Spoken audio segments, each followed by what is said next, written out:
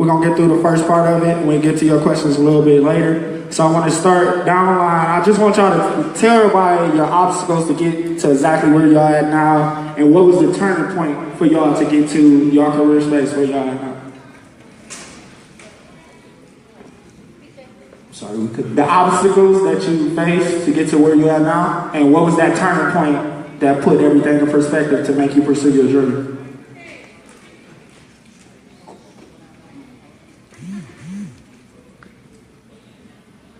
Well, everybody know about Carver Park projects, Alfaway Homes projects. That's where I came up at. Because I lived there, doesn't mean you have to be part of that society, okay? You don't have to be a part of that community. You can raise up from there. When I started out as a little boy, you know, my mother and them, they was like, we don't even know if you're gonna reach the age of 18. You got kids now that they don't even know if they're gonna reach the age of 15. Now that's bad. That's very bad. I had a couple of incidents where people was trying to take me in the wrong direction. And I listened to my mother, because my mother always kept me out of trouble. The mother and father, I came from a single parent home. And it was rough. I mean, because where y'all lived at, in the, you know, in Alfaway Homes, the projects, you didn't even know if you was gonna see another day. And death came up the doorsteps, and, you know, because I was in an apartment complex. So I've seen people get killed or murdered. It's not a nice thing, it's not. So I said that I have to rise above that, because I lived in the projects, that we have to die in the projects. You understand what I'm saying?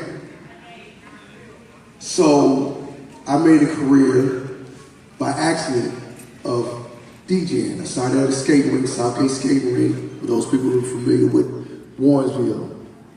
And I did it by accident.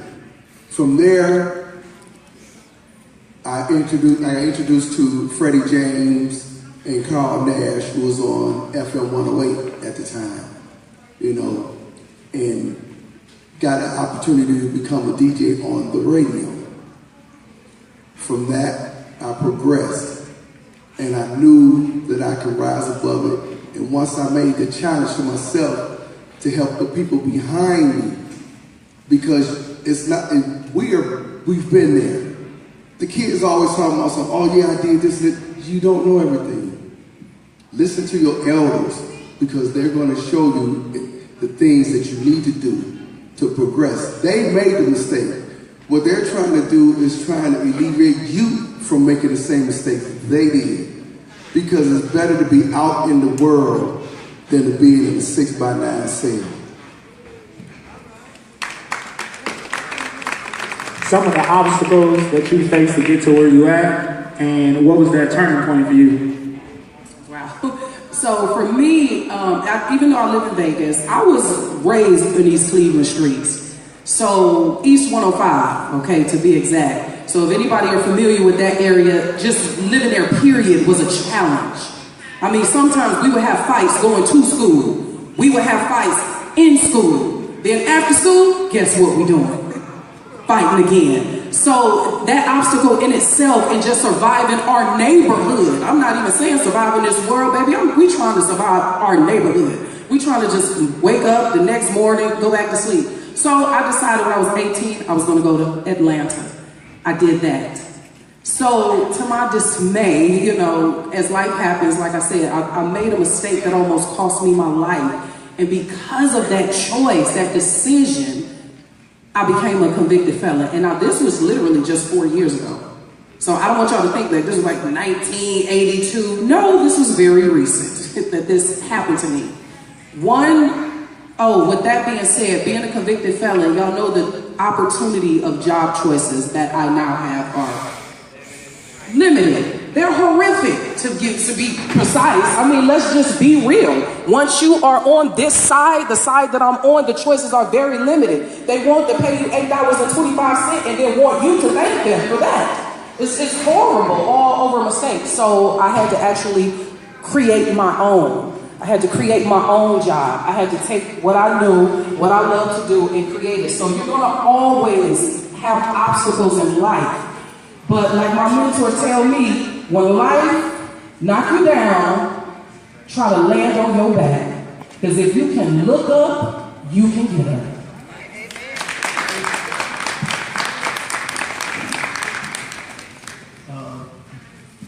Like what I went through was more so like just normal stuff, like just always being told you can't do something. Like when I was young, my brother always like put it in the apple rap and everything. And as y'all know, being a rapper, one of the hard jobs was for somebody to take you serious. Because everybody and their mom want to rap. So just finding somebody that's willing to put some effort into you and help you, that's like finding a needle in the haystack. So I just always put it on myself to figure out stuff on my own, learn stuff on my own, so that when I was given the chance, I wouldn't take it for granted. And at the same time, I got knowledge on it so someone can't just, judge me around. So just becoming a student of the game and being like an artist, like, and understanding you gotta do more than just be an artist. It's politics, it's business, and everything. So learning all that was like one of my biggest obstacles. And then just getting people to believe in what I'm talking about in my music and believing in people when I make music. So that was my obstacle. All right. Mine was a little different. As you probably can tell, I'm the oldest person on the panel. The oldest person on the panel. Born in 1952 in Gaston, Alabama. So let me tell you some of my obstacles. I lived on a dirt road with a outside bathroom until I was about 16. My dad made $30 a week driving a truck. My mom was a colored maid. She made $3 a day. But my parents were wonderful parents. My dad convinced those white folks to let him have that truck. He would go tear down old houses and take the metals and sell them, and the wood he would sell. My mom would make quilts with her friends and sell that. And so they were a great role model for me. What was my obstacle? I'm 65 years old. I never went to a black school until my junior year of college. So that meant I went to in little small Gaston, Alabama. And by the way, my mother went to high school at Coretta King, and you'll understand this. So in little small Gaston, Alabama, I was the first black in elementary and junior high, Gaston High, University of Tennessee. So my obstacle was racism. I had a different type of obstacle. It was racism. And it hadn't gone away. Maybe you haven't noticed, but it's still around. So when it came to violence, my violence was the many times state troopers beat me and other young kids and older people. My obstacle was when that electric prodder hit me. It didn't feel good. My obstacle was as a little kid going to jail with the rest of the older people. That was my obstacle in life. But again, how many parents do we have in the room? So the room is full of parents. So what was my turning point? My turning point was education. That for me was my turning point because that opened my eyes to a lot of things when the more I got education. The message I would like to leave is it's for me about parenting. How do we become better parents? How do we listen to our kids and understand what their passions and what that passion is that they have? And then as parents, how do we surround them with all the tools that they need so that they can possibly see their passion and experience their passion? To me, a lot of this violence is about poor parenting. I keep it real. you don't know me. It's about poor parenting. And I think we have to do a better job, especially with our youth. And then we were just talking, and I'm going to talk a little bit more because I have to leave here at 6:25 and get back to Houston. I have an emergency. But we were just talking about when I was growing up in Gaston, Alabama, one of the challenges is a lot of folks do trash out the windows. So a decision was made, you know, we can't stop high schoolers or older people. Let's focus on our elementary kids. And I think in stopping this violence, and I'm never the popular person to say what people want to hear. I give my opinion. My opinion is we might lose some of the older, but let's focus on the elementary kids. Let's put most of our focus on these elementary kids. We might not even get to see the results of that. We might not live to see it. But hopefully if we start there and with more tools, more things to do, the monies that we have, we focus on our elementary kids, maybe in 5 to 10 years we'll see the results of that work. That's just my point of view. Thank you.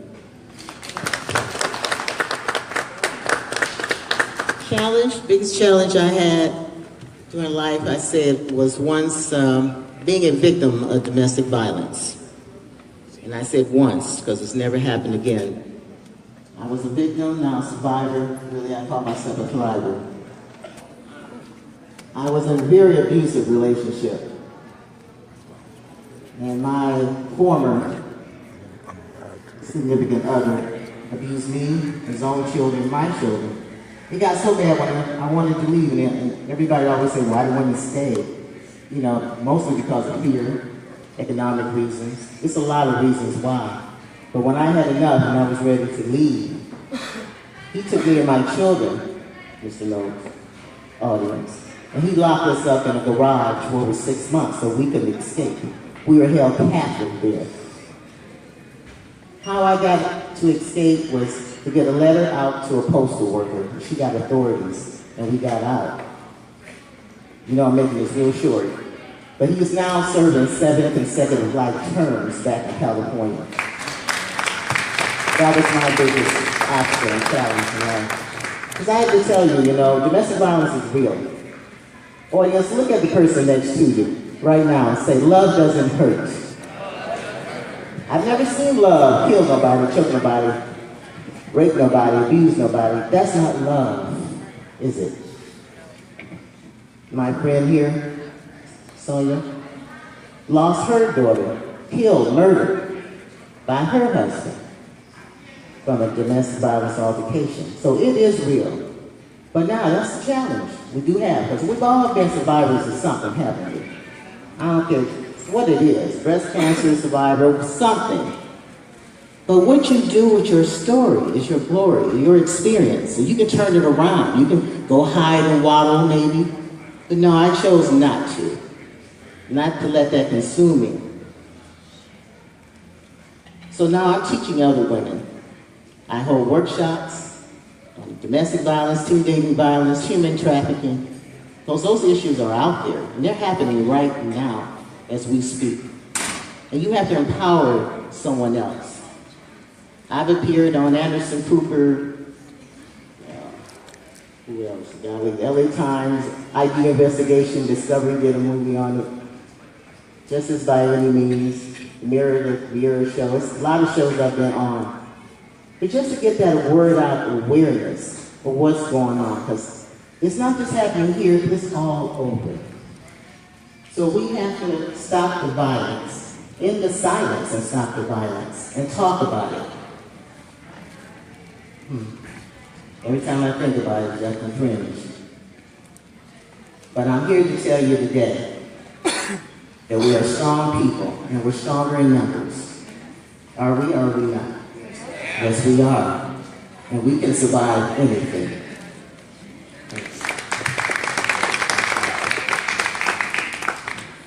Same question. For me, it just was being hungry. Being hungry and being determined to break the generational curses off my family. I didn't want to make any excuses. I decided to make adjustments. When people were asleep, I was up working. I didn't boast or brag. I served. I gave back. I love sewing into people. I still do. And I feel like the more giving into other people, you get that back in different forms. So for me, it was just being hungry. I had a desire to be a blessing. I said, God, whatever your will is for my life, that's what I want to do, because I want to roadblock some of the bad decisions. And there's been a lot, but the good ones pretty much outweigh the bad, because I looked at other people's mistakes and I tried not to make those.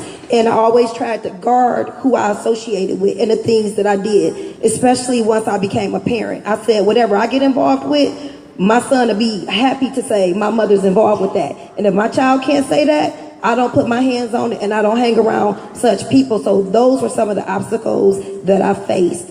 And also I just decided either you're going to be at the dinner table or you're going to be on the menu. It's going to be one or the other. Obstacles, right? Okay, so some of the, first of all, I would like to say that I'm probably like the youngest person up here. So I'm still dealing with a lot of obstacles. I'm still trying to figure a lot of things out, but I would say the most challenging thing for me was separating myself from things that I didn't need to be involved in. A lot of times we're around things and we allow them to become comfortable for us. We become yes people, or we just don't say anything at all.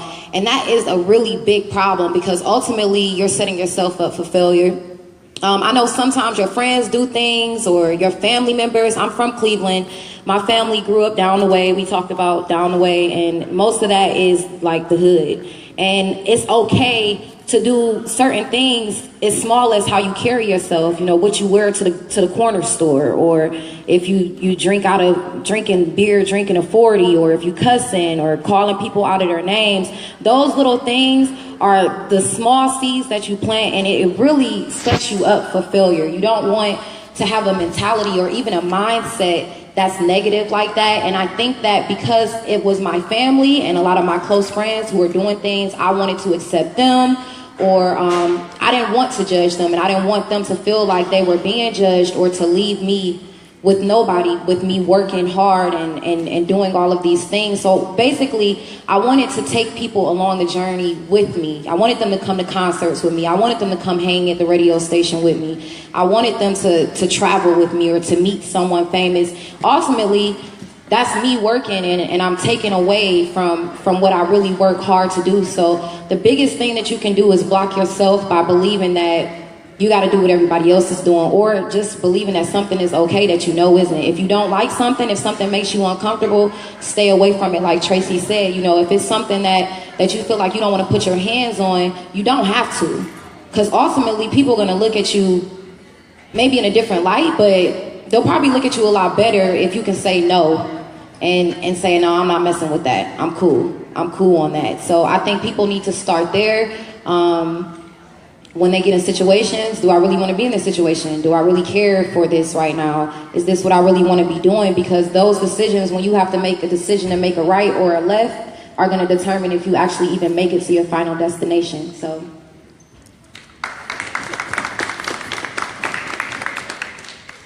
Let's see.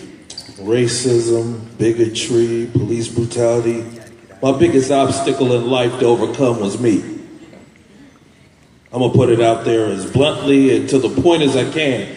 You see, at the age of 12, coming up in the neighborhood that I came up in, I can tell anyone, I'm not going to sit back and blame people for doing certain things that I allowed to happen, because at an early age, I knew better.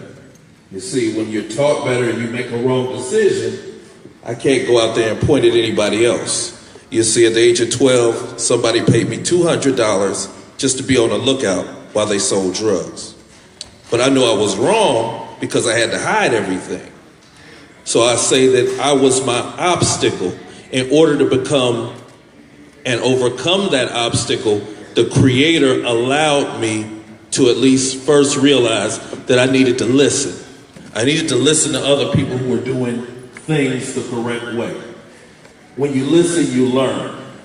See, if I didn't listen to people, I'll jumpstart a few years forward and say if I didn't listen, then I wouldn't have realized that, wait a minute, I need to read up a few books, pay more attention, do critical thinking, learn about myself, then I can know some truths from untruths. When you know those things, then a few years after that, when I run into somebody and I listen to a brother Art McCoy or a few other people, I can realize, wait a minute, I'm not doing what I should be doing. Just sitting up, playing video games, watching TV is not being a person that I need to be out there in the community.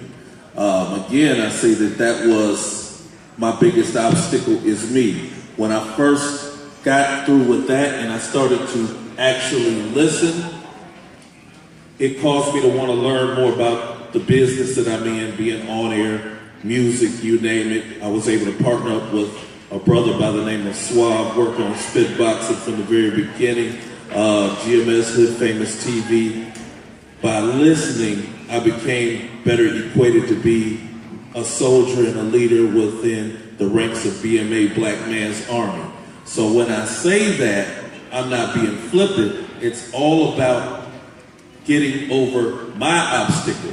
And before I leave off of this, I want to say that it has helped me to be there for families such as the DeFreeze family, such as Sonia Garth, such as others that I've been fortunate to meet. Because one thing that happens, people don't realize, if a vigil or a tragedy occurs, it's not just that one day. You need to be there and extend yourself further. So I'm glad that I got over my obstacle of me.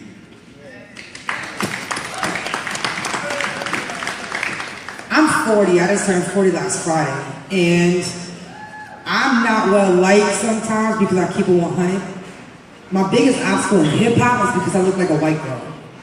And one of my mentors is a woman who is a grandfather behind the business of hip hop, a woman named Wendy Day. She also looks like a white woman.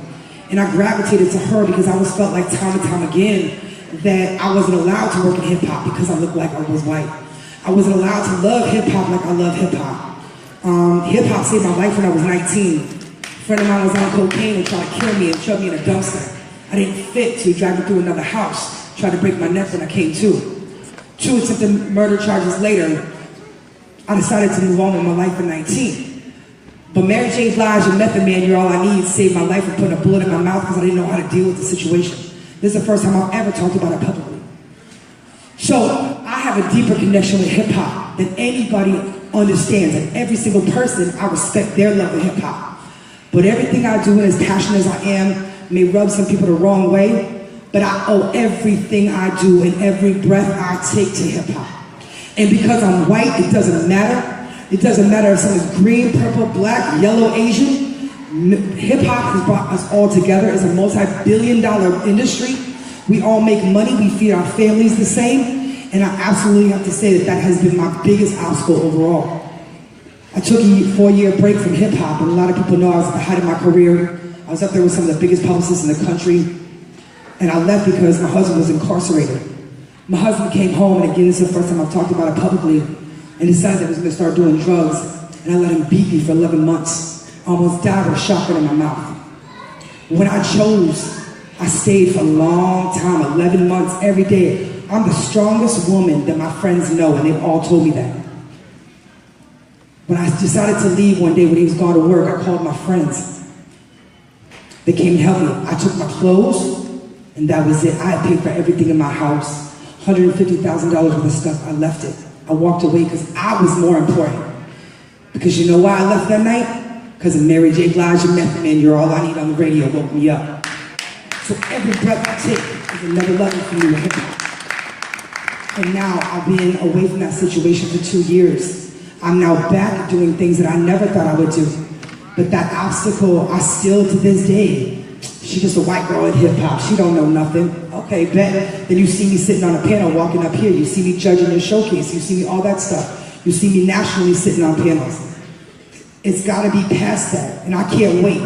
And before I let go, and I got nothing else to say, I really want to say rest in peace to Lil Will. Pooh got lost his brother this past week.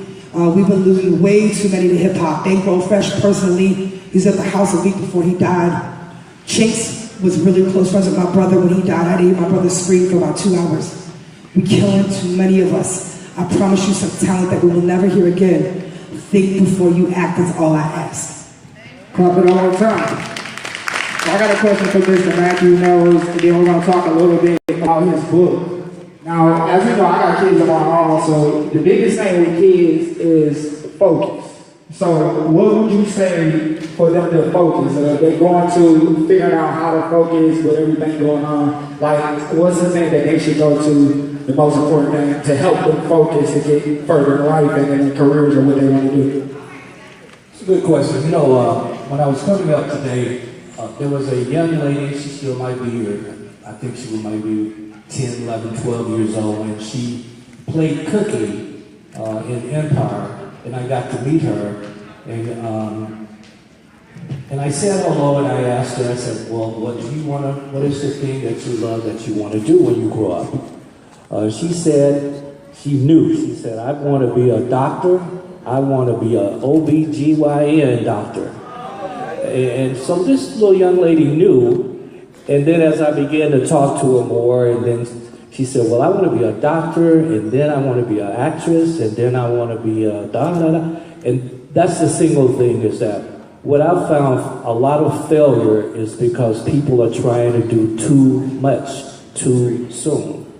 You know, I believe you focus on one thing, and that one thing should be your passion. And I talk about in my book, when you live your passion, you never work a day in your life. You know, this is not work to me. I could have been doing something else, you know.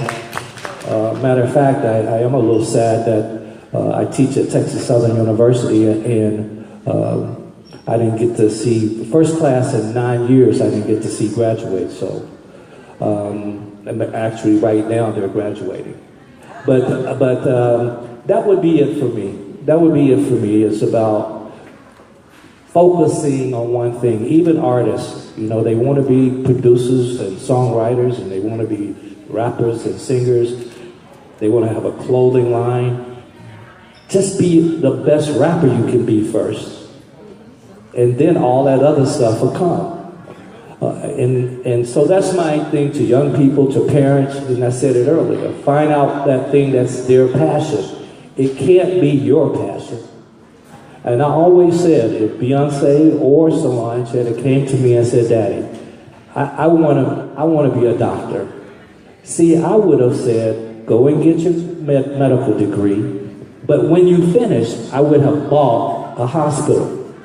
Think about that. See, that's how I think. I would have bought a hospital. Because to me, it's about entrepreneurship and entrepreneurial spirit. And again, my parents taught me that. You see this circle kind of coming around? So that's why my kids are like that. And my parents were hard workers. I lived my passion. I worked 7 days. So my kids picked that up from their parents. That's why Beyonce and Solange work so hard. You kind of see how this works? And so that's it. And by the way, can we give Dennis Cash a round of applause, please? Because what you guys don't see is when people put these type of things together, it's a lot of hard work. And you can tell this young man does it out of the spirit of his heart. You know, it's not about the money or any of that stuff for him. Me, I'm a little different. It's about the money. I would say just kidding, I'd be lying. Yeah, I'm an entrepreneur. I like to make money. I ain't mad. I'm not embarrassed. I don't think you're never wrong with trying to make extra money. Never wrong. I don't think you should be embarrassed about it. So that's it for me. I hope I answered your question. I do want to share one thing. Again, I have to be out of here in 15 minutes. I want to just share a story. I travel a whole lot. So I'm in Los Angeles. I'm going down the escalator. And at the end of the steps is this nun. She was from Mexico, and she had a sign that says, please give, and she misspelled please. But it didn't matter. She hand wrote it. And I've learned to give and not be judgmental. I used to be judgmental, that, oh, this person will spend this money to buy liquor or beer. I don't do that anymore. I just give. And I ask you to do the same. And my level of giving and the next person's level of giving could be different. But give. So on this sign, that's what I'm sorry, not a sign. She actually gave me a business card, and a lot of you have given me a business card. And I'll take that business card, put in my next pair of blue jeans, and then I'll put my next business card, I'll put in my next pair of blue jeans, and then finally I'll look at it and I'll be like, who the hell is this? So this was a little different. I had 3 pair of blue jeans that it went in. I finally looked at the business card, and it's what was on the back of it I want to share with you. Because when I hear Stop the Violence, and I hear sometimes where life is not as good as we like, I want you to remember this prayer. It said, pray not for a life. I just forgot the prayer. Pray not for a life full of suffering. Pray for triumph. Pray not for a life full of... You know what? I'm going to have to come back to that prayer. See, at 65, we start forgetting. That's amazing. As many times I say that prayer. But anyway, basically what the prayer is saying is not to pray that bad stuff is not going to happen. And it was saying, pray for triumph when bad stuff happens. For what you and I call adversity, God called opportunity. And so most of us always are praying, man, I hope nothing bad happens. That's not realistic. Bad stuff will happen. But you gotta triumph. And you should be praying to triumph over this trouble, rather than unrealistically thinking no bad stuff is gonna happen. So I've enjoyed being here. I think I could take one more question. If the panel doesn't mind, I could take a question or whatever the question, so that I know you guys are gonna be here longer. Do we got anybody out there, anybody out there that have a question for Mr. Martino?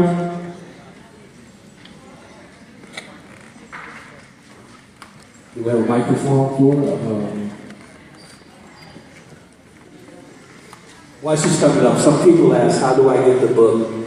You can go to DNAofachievers.com. DNAofachievers.com. I will sign the book, mail it back to you. In 30 days, my next book will also be out, Racism from the Eyes of a Child.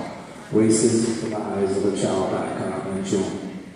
All right, first off, I'd like to say thank you all, but it's such a special treat to meet you and be able to stand before you, Mr. Knowles.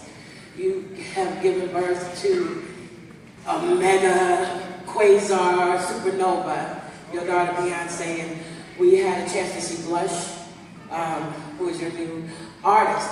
And I mold youth, and just hearing you all's story, how you identified the star within your child at an early age and was able to mold and create her, Destiny's Child, and to who they are today.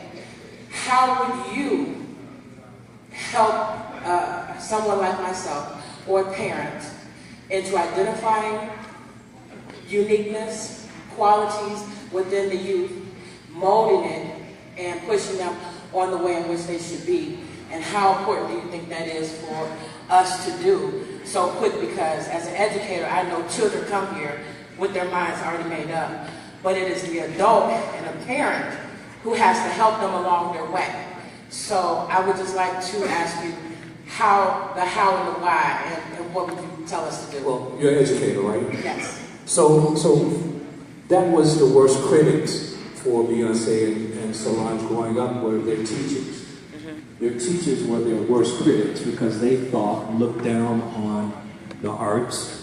They thought they were wasting their time, and why are they focusing on that? So that was number one. I remember telling one of Beyonce's elementary teachers, she made a C in math, and the teacher was like, that music, she's doing that. And I said, you know what? As long as she's doing her very best, I'm okay with it. It's about is she doing her very best. So, but to answer your question, I said it earlier, I surround my kids with a whole bunch of things. Dance, the opera, all the arts, science, took them to NASA. And I wanted to see what they gravitated to. So again, it wasn't about me as a parent having a preconceived, my kid is gonna do this. I wasn't like that, and Tina wasn't like that. We were like, let's see what they love. Let's just watch and see what they love. And whatever that is, then let's surround them with stuff. So we surrounded Beyonce and Solange with dance troupe, something that was fun, being in a dance troupe, vocal lessons. We surrounded them with that. And then let's see if that's really, because we're talking now 8, 9 years old. That's when kids kind of start identifying what they love. But again, it's about parenting. Like, do you really know how to be a really good parent to identify that? And then get the tools for them. And by the way, I do disagree with you on one thing. I actually think there are some areas that Solange is much better than Beyonce, and there's some areas that Beyonce is much better. Solange is a much better songwriter, much better fashionista, and so I never see one dominating. And I'm proud that they're the first in the history of music to have -- records. And by the way, if you'd like to come sit at the table and drink some lemonade with me, I'm cool with that. Everybody out there, Some people didn't get that. make noise for the whole panel for me. One more time, make some real noise for us. All right, so I asked everybody to stick around just for a second. We got a special plaque presentation for the children and for the families. All right, give my host a nice round of applause. You did such a great job. All right, here's how we're going to do this. I need Ms. Fisher to report to the stage, and I'm going to need Ms. Pierce. This is a part of the show, what this is all about. I have 4 families here we're going to honor tonight in this program in honor of their kids. So this is very important. I would like right now for Ms. Tawana Spratt to report to the edge of the stage over here. Ms. Garth, report to the edge of the stage over here. We have the DeFreeze family report to the edge of the stage over here. And there's one more. She's already on the stage. Okay, we're going to do this like this. I'm going to have this plaque that we're going to present.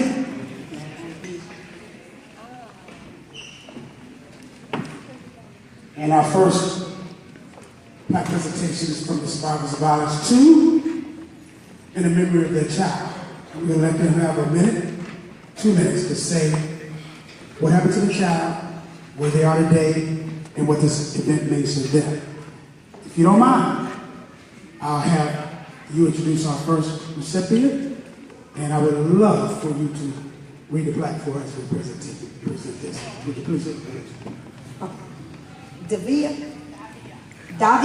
oh, that's what I said. Okay, in memory of Davia A. Garth, who's lost their family tragically to violence. To your family, we honor and recognize your child on behalf of the 2nd annual Survivors of Violence concert. Though they are gone, they are not forgotten. And this is dedicated to you today on May 13th, 2017.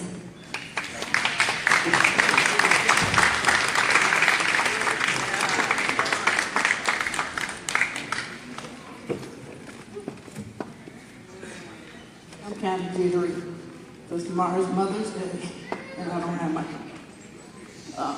2014, I was in a domestic violence relationship. And I wanted out because I wanted my daughter to want something better than what I did. Somebody that would treat her like a queen. Somebody that wouldn't disrespect her. So one day he came in and he said he did everything for his family. And he just wanted a jacket. And then when we went in the basement, he said, I love you and I don't want this to happen. But by that time, we put him out and back in and him to the bedside. I got tired. And he came upstairs. He stood in the door and he had a gun. I said, you got a gun? Because he was so close to my son. He said, yeah. He told my son, don't move, Philip. I'm going to kill you. And I'm like, oh my God. I said, I'll take you back. He said, no, I'm going to kill you. And not knowing my daughter was sitting in the other chair, my grandson was sitting up under the table. So he took the gun and he shot me 4 times. He shot me in my breast, my arm, my leg. And my daughter got up and she ran and she said, Mommy. And he missed her head and he shot her trunk. And my son started beating him. And he told us to get out, so I ran across the street. And she said, Mommy, it hurts. And I said, let me go check on your brother, Philip. She said, I love you. I said, I love you too. I said, we're going to be out of this.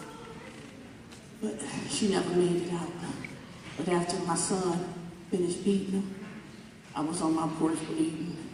My son went over there and he said, we're going to be all right, Davia. Davia said, Philip, they go to Angels. They're coming for me, but I'm not ready to go. Can you please tell them I don't want to go. I want to stay home with you guys. And he kept saying, Davia, I don't see no angels. He said, please, they're going to take me. But just knowing that my baby, 12 years old, knew by God and the angels. But it's hard for me as a mother because I live for my kids. You know, I didn't know how to love, how to be with a man. I just wanted my kids happy. And the first time that I decided I want to get happy, he destroys my family. And it's like now it's just me. And all my friends, they walked out on me. And I had to handle this battle alone. And I'm still handling it. It's hard. It's hard for me. So that's my story. I want you to know you're not alone. We're going to be praying for you and praying for peace. Because, you know, we serve a mighty God. And peace, he can deliver. So we just want to make sure we pray for her.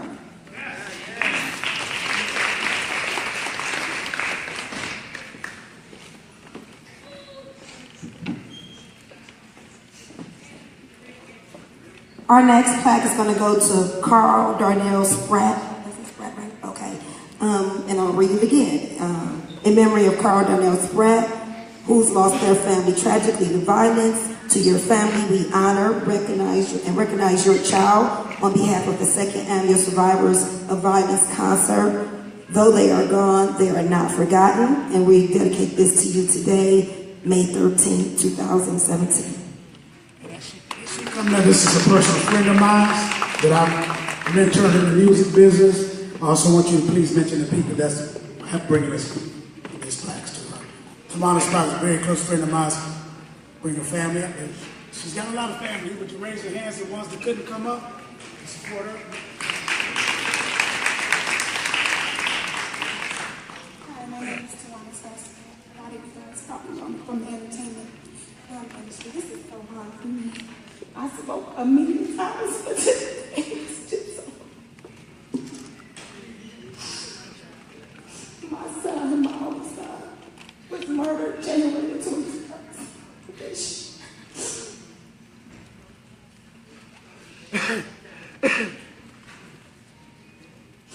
It's been 4 months and his killer died. They still living and walking around and enjoying life while waiting for the detectives to solve the case. It is the most awful thing a parent have to go through. My son was like my best friend. We talked about everything. I actually talked to him 30 minutes before. He was so happy. So I went home, which that's something normally I don't do because I like to see him before I go home for the day. But this time I went home. By the time I got to someone was calling and telling me he was in a car and that he was shot by the police. When I got to the hospital, they wouldn't even let me see the baby. Detectives came and told me that he had a tattoo on his left side and it was on my face. I didn't see my baby to the day of the funeral. The way they do people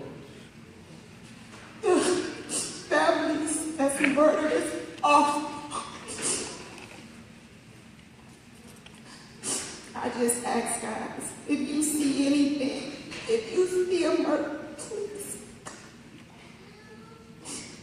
It was a park full of kids and people, and no one had spoken up. Not even his friends. That was with him that day. Change started. So we got to make a change. Now I have his son. He's 9. And my daughter.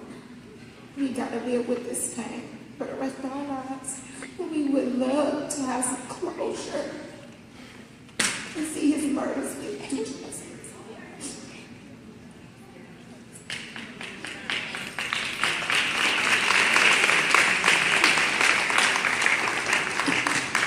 So thank you so much, Dennis, for acknowledging my son. Because the newspaper did an awful job with acknowledging my son. This is what we talk about, y'all. We support survivors of violence. Yeah. It doesn't end at the death or the funeral. It's a beginning that we need to help each other speak up. Because I know a lot of y'all don't want to because of retaliation.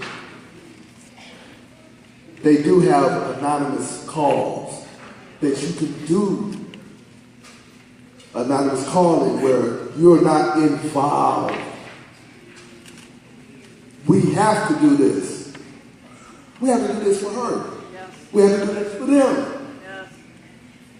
If we don't stop this epidemic, because that's what it is, an epidemic, it's going to continue. All right? Yeah.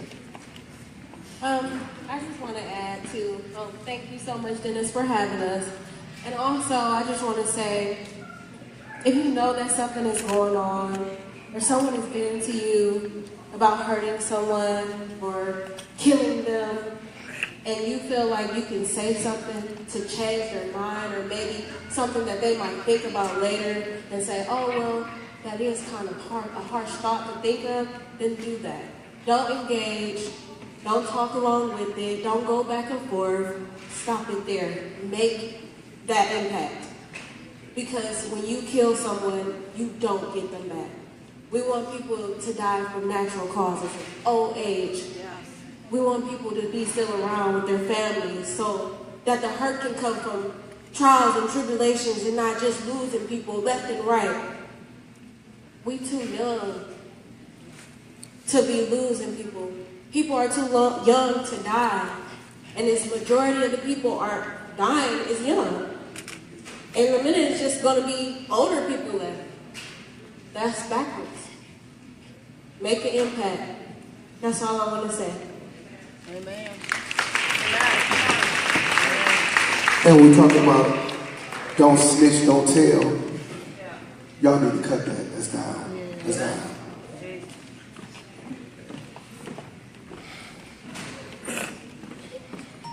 Our next survivor of violence plaque goes to Miriam Shabazz and Taslima Muhammad, who survived a life-threatening experience of violence. To you and your family, we honor and recognize you on behalf of the 2nd Annual Survivors of Violence Concert. Stay strong, for you are not alone. And this is on May 13th. And I want to make sure I shout out the sponsors: Star Makers, Cleveland Peacemakers Alliance, Greater Cleveland Habitat for Humanity, City of East Cleveland, the Cleveland City Council, Buckeye Plan, Peace in the Hood, Peace, Justice, and Empowerment. Yeah. Thank you. My daughter Miriam could not be here today. Miriam Shabazz. This is hard. And as I told you a little briefly earlier today, when I was on the panel, the abuse that we suffered from the hands of this man. My children went through therapy for over 8 years behind that. Even today, it's hard for her to even go into public and talk about it. My youngest daughter is here, Taslima, with me. And the abuser was her father, because I was raped by him. I had a child while I was in captivity. And it's hard on her as well, because that is her father. But I say to her, because a lot of our family members, when we got out of that situation, came back home, they said, well, why didn't you have an abortion? Isn't that something to say? And I tell my daughter, honey, you were created by God. God is your father. And that's who you look up to. She's about to graduate from Lakewood High School next month. And she just had her prom 2 weeks ago. She has a life and deserves to see it through. That beast did a lot of things to us. He tortured us. He beat us. He starved us. And now, like I said, he is serving 7 life terms. So I appreciate this award. Thank you, Dennis Cash. Thank you, Star Makers. And if you want to know about our story, you can Google. It was on Justice by Any Means last year. You can Google Justice by Any Means, comma, my name, and you can see the story. LA Times did a story on it as well. Domestic violence is real. I'll say it again. And it's a quote that I like from Nina Simone. You know, because I do a lot of workshops for teens. And a lot of girls, they come up to me afterwards, after I tell them all the warning signs, and show them all the abuse types, from physical, emotional, financial, psychological. It's all types. And a lot of them say, wow, I didn't realize I'm in that type of situation. And I ask them, well, you still in there. Why? You know, the first thing they say, well, because I love, you know. But like I said, love doesn't hurt, does it? No. So the quote I like from Nina Simone, she says it simply, you have to learn to get up from the table when love is no longer being served. Amen. Thank you.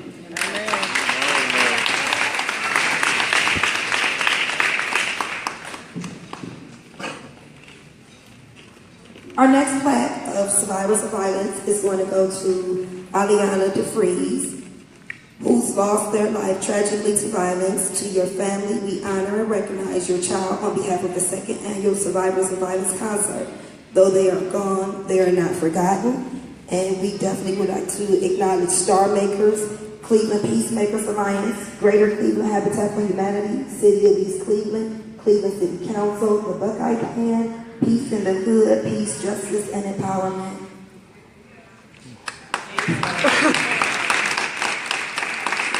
And what I like to say is to you, I've been going out and I've been doing a lot of speaking at different engagements, and I personally have been challenging parents to cut on their lights in the morning. I get up at 5 o'clock every morning, I cut on the porch lights, because these kids go to school when it's absolutely pitch black outside.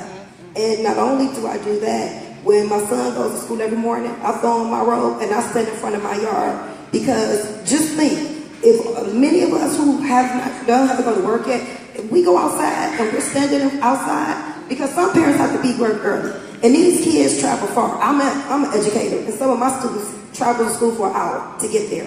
And one thing is important. We have to look out for each other. If you know something that's going on, just like the last parent said, speak up and talk. And in the morning, sometimes my son will be texting me, get in the house, Mom, go in the house. And I said, no, because one thing they gonna know, your mama got your back.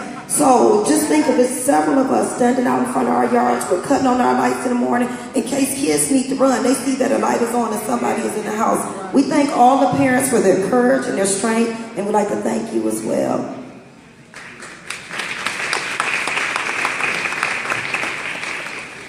I would like to thank Cash, Survivors of Violence, both panels for educating us, Ms. Towner, Alton Porter Jr., who's been there for my wife and I from the beginning. We happen to meet them through this tragedy.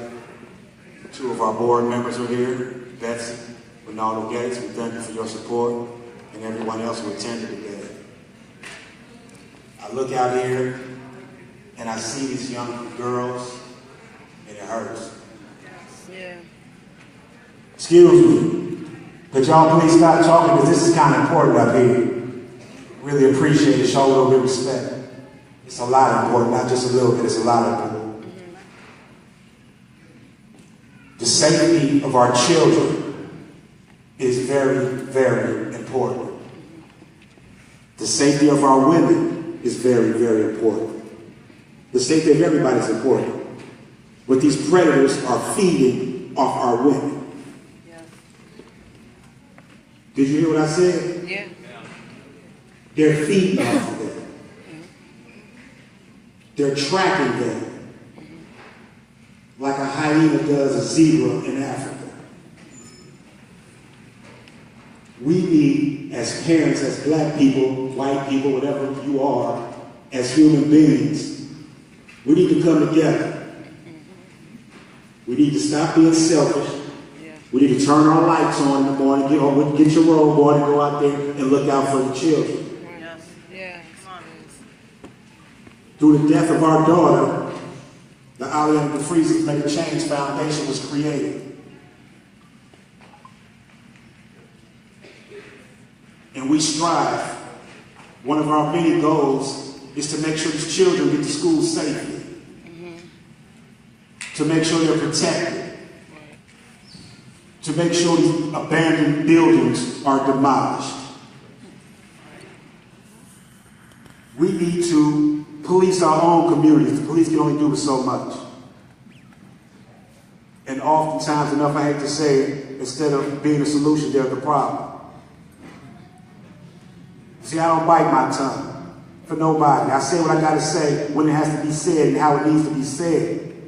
Because when you get tired, you get tired. And I was tired before our daughter was found brutally murdered in an abandoned house. This has pushed me over the edge to act. These last 4 months, I've mourned, but I'm hungry to make change.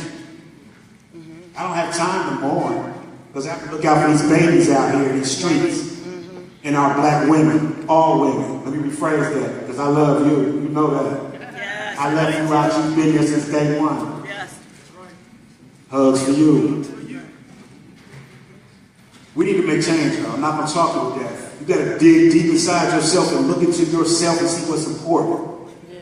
It's not about buying a bottle. It's not about going to the club. That's cool if you want to unwind. That's cool. But there's more things that you could be doing with your life to make an impact in this community. Yes. And we need to do that. Yes. We really need to do that. Yes. Yes. I love y'all. Thank you. Yes.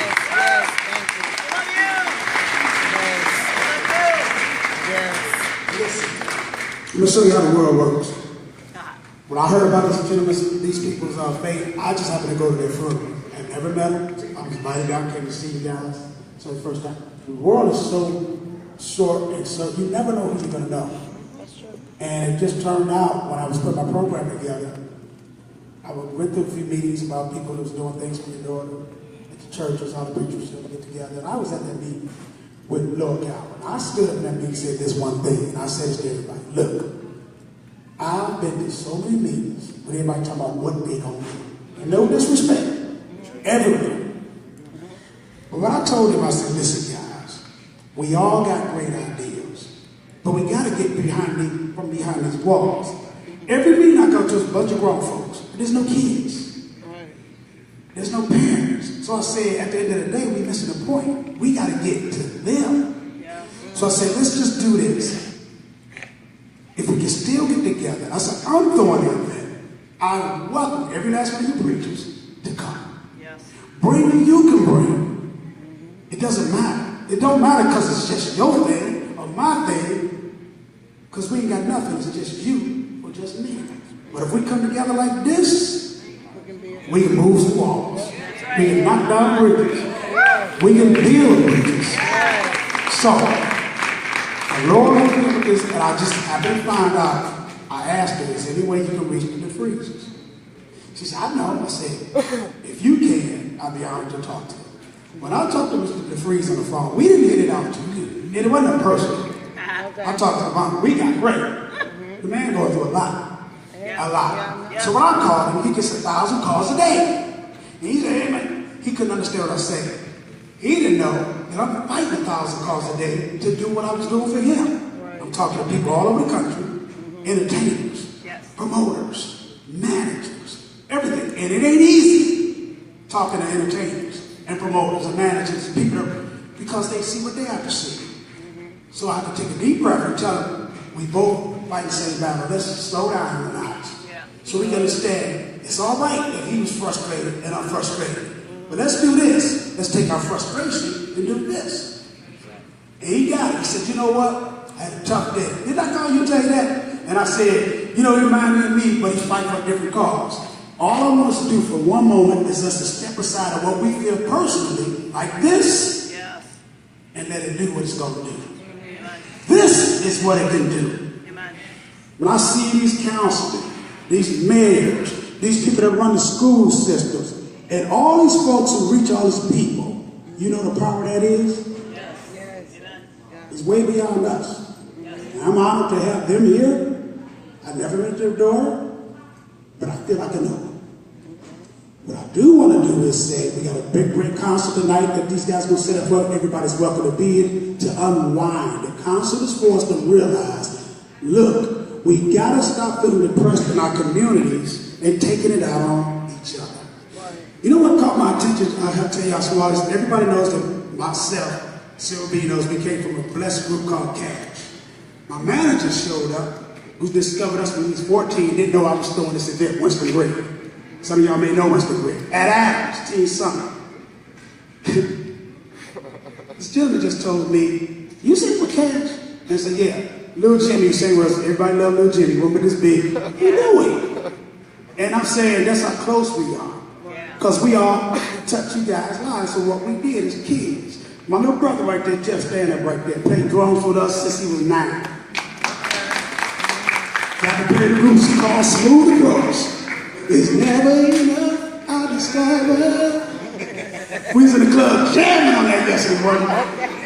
But it all came from when he saw us as a baby doing what we do. And he's been in the music business ever since. Produced Jackson's just this year, Tigo Jackson, Jermaine Jackson's little son, sound just like Michael. They work with these guys out of California for what we've been doing as kids. So what I'm telling you kids out here and your families, what people see, what we see as kids growing up is what we gonna do. Now let me wrap this up.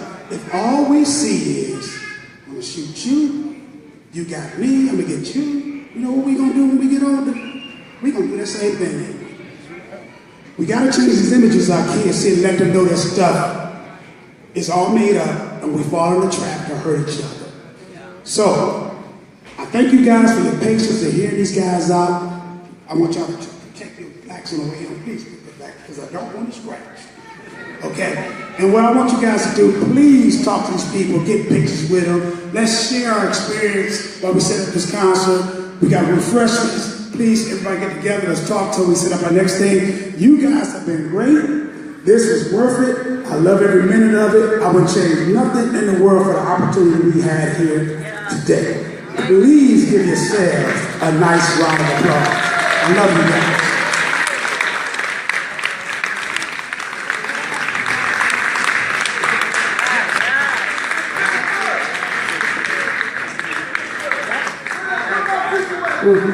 Really quickly, everybody, can we give a round of applause? Big Hef, that put this event together. Stand up, stand up, stand up. Dennis, that put this event together. These are people that really do this, you guys. They care. I mean, they literally deal with hundreds